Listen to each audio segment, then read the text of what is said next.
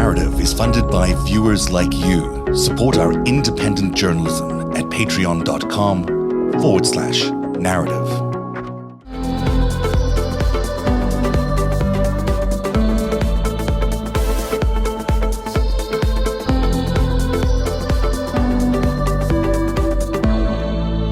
Rudy Giuliani is important this week to us because of something that LB found the other day, received the other day. Because you discovered what was classified document involving Rudy Giuliani, and it came up in your Flyerside chat yesterday morning. Was it yesterday? Time flies. And it was really fascinating. So do you want to tell us a little bit about why it's so interesting? And then we're going to spend a lot of time geeking out about a lot of history around Iran-Contra. Okay. So if you're in for that, stay. But if you're not, that's what we're going to be doing. You'll enjoy it if you're geeky like us.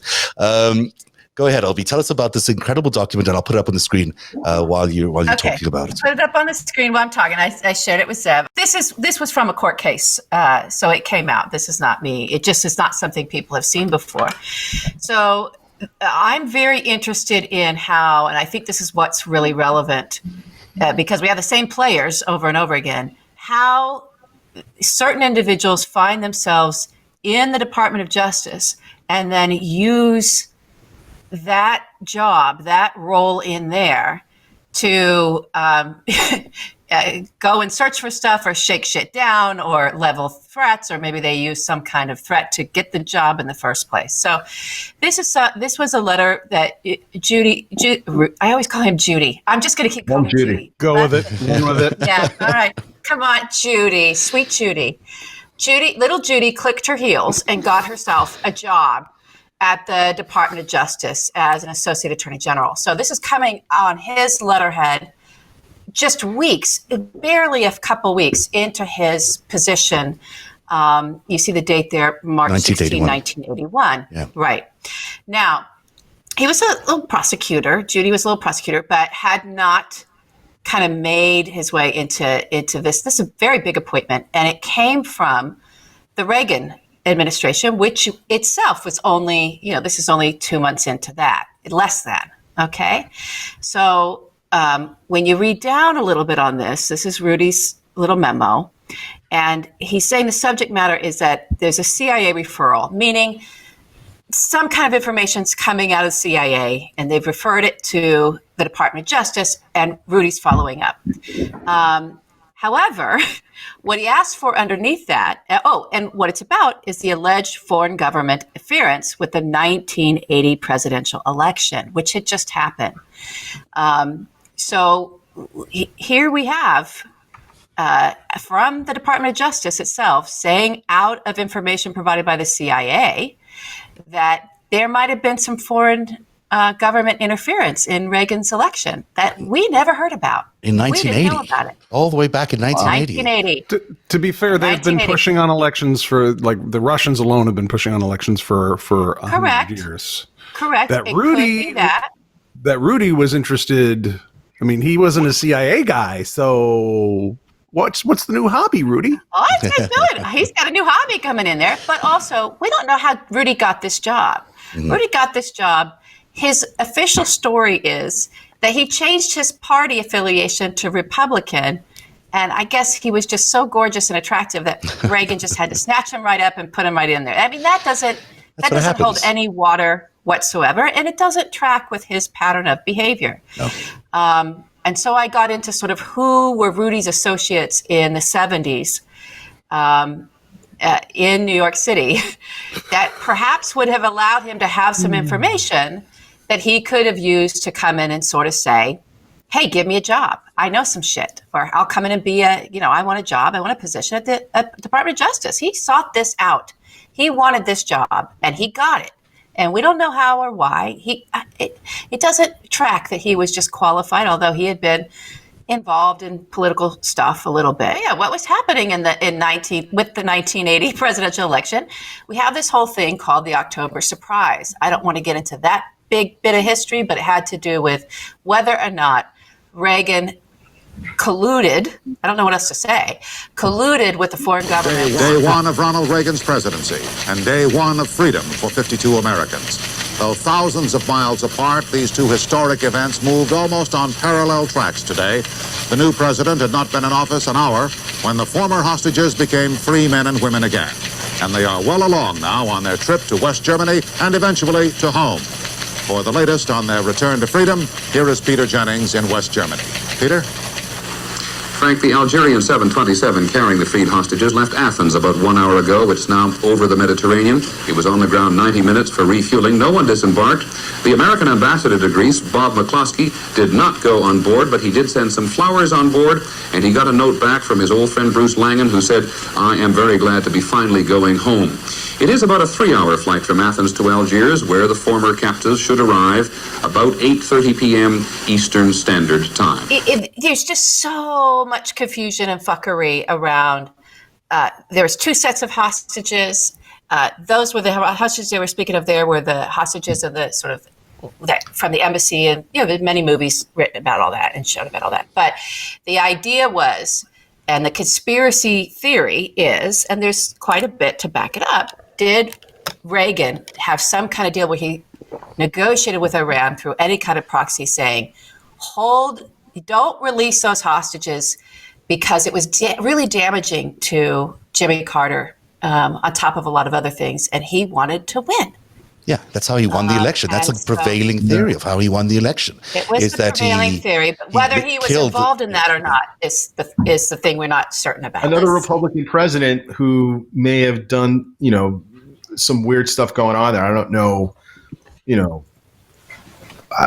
just some weird stuff. I mean, you look at Nixon dealing with the North Vietnamese. Yeah. And that's right. And, dealing with, I forgot what it was specifically. That was the Chenot affair, right? Where they basically negotiated with one side in order to continue the war. Nixon benefited from continuing the war, and they could have stopped the war actually earlier, but they benefited from continuing, and they did that through a side back channel negotiation with Kissinger through this woman called Chenot.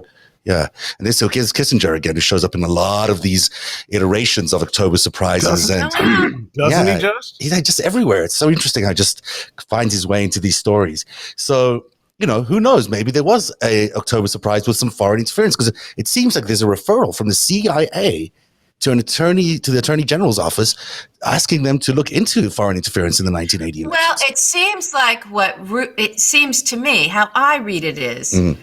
Rudy went around and was poking at people. Right. So what you got? He wants in that letter, if you go back to that letter, he's making a demand for a signature. So he wants some paper on something, codifying something for himself. So I could be wrong, but to me, he's asking the Deputy Attorney General's signature on a letter requesting, as you have recommended. So he's saying, okay, you guys told me I needed something, and I know I need something and I want something. So poke, poke, poke, remember me, give me what I want. That's what this is, a written report to the department concerning this matter. Concerning what matter? Concerning some foreign interference in the election of the president we're all here to, serve. So this is, if you look at this from the perspective of Rudy being Rudy, how does it smell to you? It smells pretty rich to me. That's what I'm saying. It sure does. It stinks. It really does. Yeah. And also it says here the letter should make it clear that it'll be available to Department of Justice officials strictly on a need-to-know basis. That almost sounds like a cover-up of sorts. Because it's intelligence, and so it's highly confidential, and so he's poking around, and he's in the criminal division poking around in counterintelligence. Interesting. That's Rudy. Yeah. As a comparison, when the Trump people got in, I think it was Reince and maybe Bannon. They were going to various agencies looking for what does NATO have on Russia? Like, what have you got? And what did you pick up on Russia? And it's like, Now they're a big deal. I mean, because Trump loves them. So why are you worried? Since we want to have a good friendly relationship, or is there some other motive? I sent you something else that I don't know that anyone has seen. There was then later a New York Post article. It's a Murdoch Murdoch rag, right? From like November 1986. Here we go. Look at the top line of that. You see that's at the very top of there? You declassified and approved for release 2012 0208. Right. CIA. So it was classified. Whatever this was taken out, classified. And then not until I think 2012 was declassified. And this was an inside look at the Iran-Contra, but tying Giuliani to the Iran-Contra affair, which was what was sitting right behind that October surprise. These things were happening at the same time. And this is public now. We've known about his involvement with Hashemi, and this gets into arms dealers, you guys, arms traders. It's sort of my world. I don't want to bore you with a bunch of names, but what the hell is Rudy Giuliani doing? This would have been 1980 and 81. He was while a sitting attorney general, he's involved. Right? He's an AAG too. Yeah. He's pretty high up on the DOJ chain there. That's being in that position. So, and then in the years to come, they're investigating these guys, and there's a prosecution underway, and it's his office that pulls the prosecution. It's Rudy Giuliani's office that says, we don't have the case. I get to try out these Iran-Contra weapons arms dealers. So, why did you do that? Including Adnan Khashoggi, how hard could it have been to prosecute Adnan Khashoggi? It wouldn't have been that hard. So, how did they not have a case suddenly? What was going on? Something was going on. Maybe he was an asset. Maybe he was working with an intel agency. It's possible. Maybe. For which country? is the next question. Because, let's face it, the Reagan administration had its problems with both Soviet and Israeli spies. They have there's a fairly rich history of spying on us, the Israelis and the Soviets. And but the Reagans had a fair amount of them. They even had they obviously had Pollard, so people remember Pollard a lot.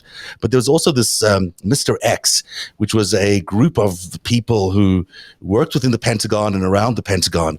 People believe Pollard was passing the information that he was taking from the was he naval intelligence? I think it was naval intelligence. He took that information and he passed it off to these guys who were the Mr. X committee in the Pentagon. And their names you sort of know. There's names like Richard Pearl, I think, is one of them. There was a cell basically run by the Soviets and the Israelis, spying both on the naval intelligence and getting information of really important significance to America's national security, and then passing it off to the Israelis and to the Soviets. Here's what's important about Pollard is that although he was in there as naval intelligence, what he stole and what he was passing on to Israel was our procedural manuals out of the NSA for signal intelligence. Yeah.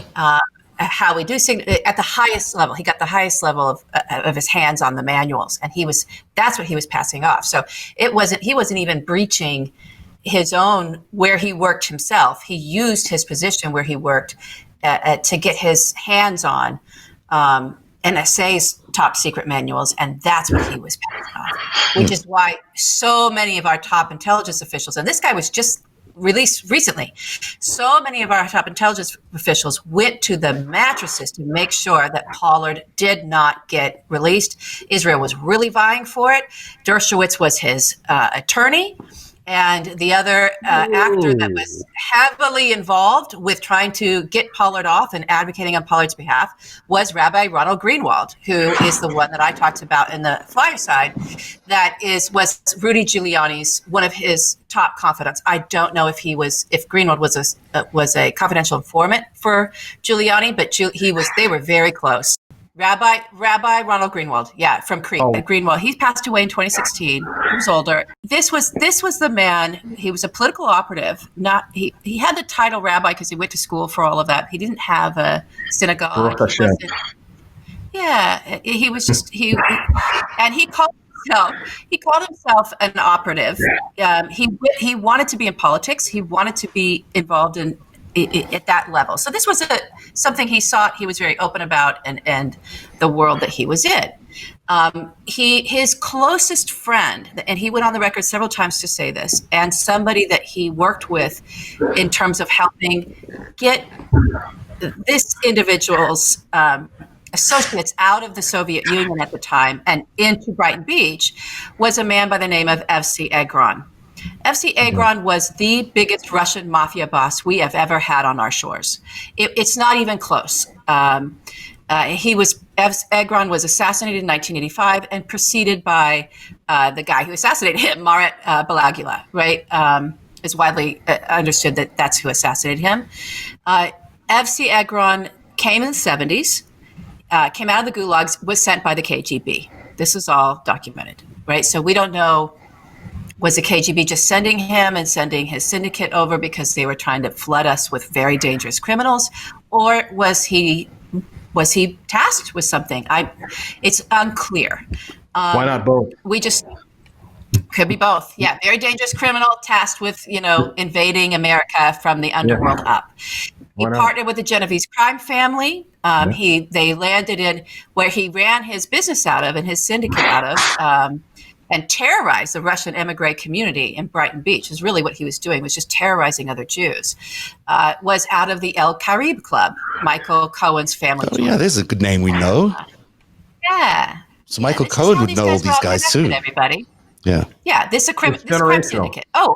Yeah, like you always say, it's generational. This is all generational. That's right. No. That's right. So Greenwald was best friends with Agron, always advocating on Agron's behalf, trying to connect things and make things happen for him. It was crazy. And some of this he did with his other good buddy, Rudy Giuliani. There was never an investigation or prosecution of Agron. And this was a cold-blooded murderer. This was the Russian mafia, when they came in, guys, it wasn't, they partnered with the Italians right away, but there's a lot of quotes on this, and they're really good, coming from the Italian mafia, saying these guys had no rules. They had no rules, no boundaries. They just they'd kill everybody. They'd kill you, decapitate you, leave your head in the middle of the street. Yeah, and never got prosecuted. So few of them got prosecuted.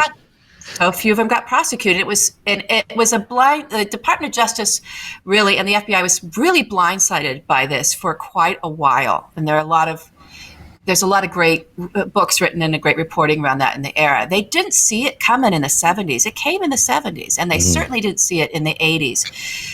When it looked like the New York mafia, our Italian mafia crime families were rolling over New York City in the most brutal of ways, and there were a lot of in the 80s. No one was seeing that the Russians were in there with them. And really amplifying everything, amplifying the scams, amplifying, the money, the gas scams, the windfall of the money was not like what anyone had seen before. These were really brilliant gangsters coming in with really brutal ways and a lot of resources and just rolling over everybody. Is what they did. So you've got Russian mobsters who are also, some of them Israelis, and they seem to work through Israel as well. They came through Israel, right? And you've got Russian and Soviet and Israeli spies in the Pentagon. So you've got these things happening at the same time. You've got these, this. Go ahead, Eric. Yeah. And when was Benjamin Netanyahu the Israeli? Was he envoy to the UN? Wasn't that the correct? mid-80s? That was around then. Yes, I think you're right. And let's also think about how much, if some of these mobsters, if some of these Russians and Israelis were getting, surveillance and intel from their intelligence, from Russian intelligence or Israeli intelligence, to get one up on their competition, to take over the market, to undermine. I mean, think about having a nation state, the power of an intelligence community helping you. Become a mob boss, and then you do them favors, with whatever they need done, and they do you favors as well. They protect you, give you cover. Especially when that nation state has such access to the American intelligence community because they're so trusted. It's fucked up. Well, Intel, it's interesting. Intel interfacing with any kind of business. Now in America, we have very strict, rules and laws between any of our, hypothetically, any of our services and legitimate business.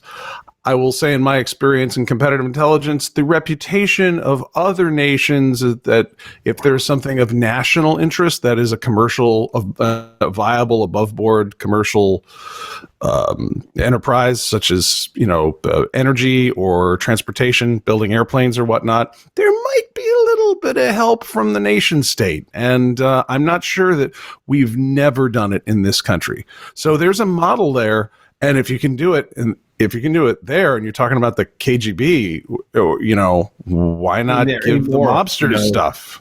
Yeah, they don't care. I mean, they whatever goals they had, or what RIS has now, Russian intelligence now, there's no morality involved. They'll do whatever, whenever, however.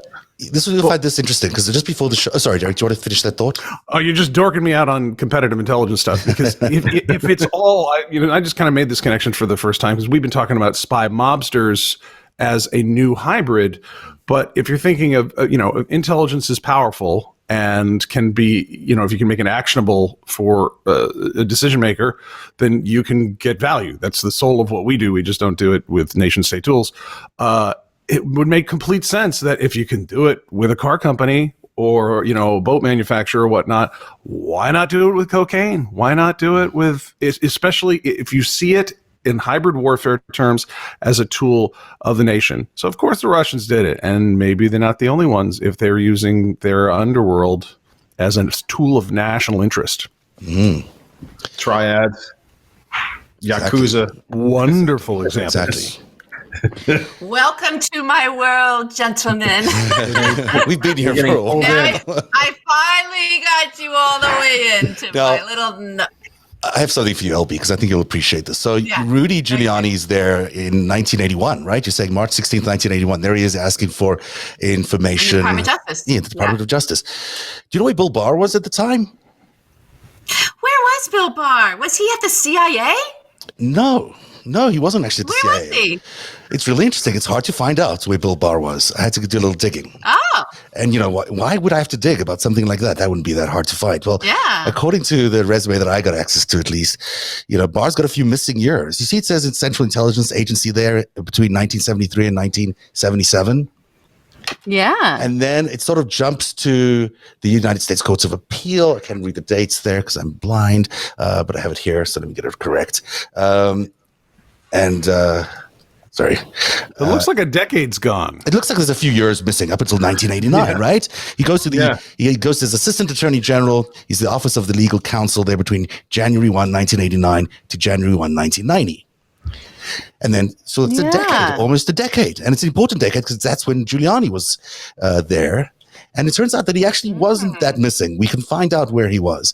And where he was, according to the New York Times Magazine, in June 1977, Barr left the CIA upon his graduation from George Washington University Law School, eventually landing as Barr worked for Reagan in the White House. The story there, he leaves the CIA and then he goes to the White House at some point. It might not be directly afterwards, but around the same time that Rudy Giuliani was requesting information about foreign interference in the 1980 elections, Bill Barr was at the White House with Ronald Reagan and George Bush, who he worked with before, because in 1976, when George Bush was defending the CIA in front of all those committee hearings, it was Bill Barr who was sitting right next to him, giving him the backup. That's right. So you've got to really, you fast forward, how many years now? And now Bill Barr is giving Rudy Giuliani potentially a pardon for something that might have done in the past, or who knows where, maybe in the future. And he might be complicit in the same thing, or might be at least conflicted. Let's fill this in. So, there's a whole Iran-Contra truth-telling story to happen. Trust me, it's going to happen. But just jump from where we stopped. Rudy Giuliani, 1981, going into the Department of Justice and immediately poking at people about CIA referrals around foreign election interference in the 1980 election. hashtag October surprise Iran-Contra, right? Like that's what that is, right? And then you have the decade of Iran-Contra happening until we find it out in 85, 86. It starts to become really public, and people were really confused about what is this, right? It just wasn't clearly told. And then you move out of the Reagan era and into the H.W. Bush presidency, and right away, Bill Barr comes in, he's Attorney General, and what does he start doing? He starts figuring out and putting a list together. This takes a little bit of time, actually. But because Iran-Contra is still going, investigations into it are still going. It's this rolling bag of shit, right? It just keeps rolling and pulling more people into it. It becomes work. It's just like, what were they doing? It's just unbelievable amounts of money and arms dealers and fucked up mobsters and criminals and foreign states. And, I got a terror organization here. Yikes, right? And then somehow the Central America, like and cabbage on airplanes with cabbage launchers on airstrips in Tunisia. It's just this insane thing, right? To sort of investigate and unpack and all of that. We get to H.W. Bush. This is the whole point of talking about this today. Bush did pardon people. Mm-hmm. At the end of it, he did issue pardons, and the person who prepared those pardons for him was Bill Barr. Mm-hmm. So I have a problem with this. The Attorney General, Bill Barr, in his first stint, used his position as Attorney General to mine through the evidence and investigations into the folks involved in Iran-Contra, which really did implicate Reagan and Bush, and came up with the list based on all of that evidence. This is real reporting. He is the one who developed the list of who to pardon and delivered that list to Bush, and Bush started pardoning. Barr is in the same position now. He's in there as Attorney General. He has eyes into everybody and all these investigations and all of these sort of, if there's the grand jury shit, he can see it all. And he can come up for Donald with the list of people. Here's who you need to pardon, and here's how you need to pardon them. Give them a global pardon. Give them a specific pardon, whatever the fuck. I don't like it that yet again, here we have this guy, this motherfucker, right? And Giuliani in there doing his fucking shit too. Excuse my French, everybody. It's the same two motherfuckers. Mm-hmm. We're still dealing with these two criminal attorneys, whatever the hell they are now. There's Barr seeing and knowing everything and being able to deliver that list to Donald. We need some kind of fire. That's where we need the firewall in the future, is that the Attorney General cannot use their position as Attorney General to come up with a pardon list. Mm-hmm. He has eyes on all that, especially when he's conflicted in all these cases. I mean, there's not only that. There's the promise case that he did back then. That he covered up that whole thing as well. Like every time there's been some sort of Israel-Soviet event in the intelligence world, Bill Barr has come in and swept it up. And why? Because he's a CIA guy. We all know he's a CIA guy. But why is he doing it as Attorney General then? So can I bang a potential scenario of this? Yeah. I mean, there can be things that are more complex going on. There always are. But what if 1980 somebody steps forward and says, "Hey, Republican Party, you want an advantage here? I mean, you still kind of got that black guy from that Nixon thing, right? You want an advantage? We can hook you up in Iran here, and we can work with those guys."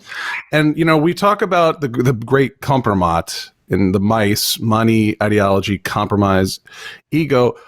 All you got to do with compromat in terms of when it's a crime is know that it's been committed and that you did it and you had a deal and the other person knows. And if you read any of the books with Strzok and anybody in the FBI, how compromat works, it's you don't have to have a threat. It's if and they know, they know, What if this goes back to somebody steps to these guys, "Hey, you wanna get your groove back? We can do a deal in Iran," and then you're off to the races for 30 or 40 years of them having that to hold over you, and the people that would know that was there to hold over would be intelligence agencies and the people who pull it off, and maybe we're just caught in this spin cycle for 4 goddamn decades. And all of this is happening as the Soviet Union is falling apart. And what a time for the Soviet Union to fall apart, when you've got all these compromised individuals in the Pentagon and elsewhere, in the Attorney General's office or the DOJ. All of these people are compromised. Well, that's very helpful if you're trying to maneuver things in the world. And they did, some of the things that they did, like the original arms deals that they did with the Soviets, those were not advantageous to America at all. They were not, and there was the Afghan War, and that was a strategic move, and we can get into all that too. I think the thing to look at between that moment in time and this moment in time we're in now, and what we can really sort of pull way out and see is that when it comes, I'm so glad you said, Zev, that about this was also an orchestration of the fall of the Soviet Union was coming, right? To shift the world order in such a way, to take out a big world power.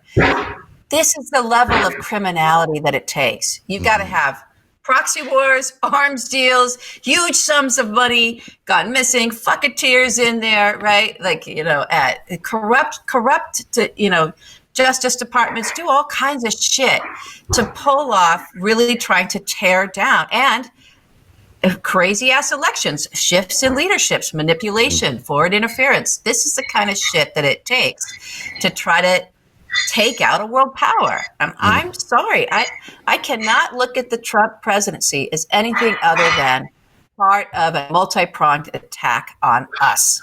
Oh, for sure. And the latest chapter of decades of this. Yeah, and it's not like you're going to take the United States out. It's not like a nuclear strike where you're going to take the United States out. Right. You got to do it over time. It takes time. It takes a lot of time. It takes time. We're a really strong democracy, right? And look, we rose up and we said, nope, sorry, you're not going to do it to us. We came back and did this. Yeah. I have a feeling if you look back at all the October surprises, every single one of them, you might be able to find that they're in some ways connected to the same group of people. And that goes down to the 2008 collapse of the economy. I mean, all those things are some ways connected to the same group of people in the same countries. Imagine all those calamities not having happened to America in the last 40 years, how much different a country we would be.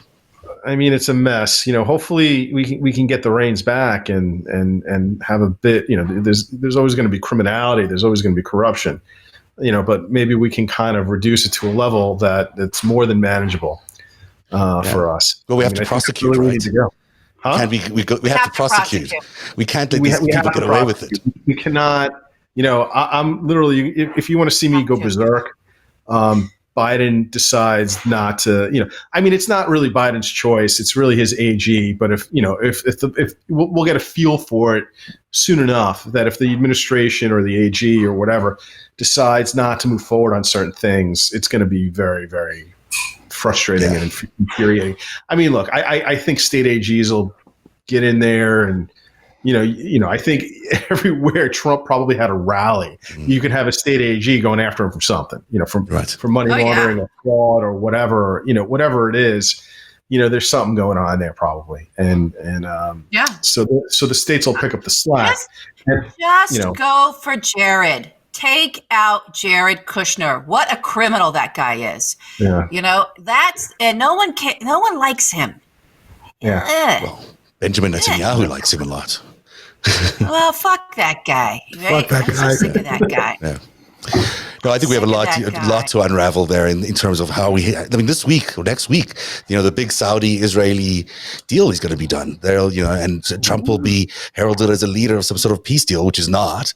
But, and Jared will be there being the hero of the world, and which is not. But there we will be facing another fake situation for the next decades. We're living with people who claim to be our friends, but who might not have been so friendly to us over the last 40 years. And Bibi's corruption trial is starting back up again in 6 weeks, so we've got that to look forward to. Yeah, as soon as Biden was looking like he was going to be confirmed, the Saudis pulled back on their Abraham Accords, and then in France now you have Nicolas Sarkozy. Oh yeah. That's going, he went from passive, reception of corruption to active involving cash from Libya. So, and that's only the beginning of that story.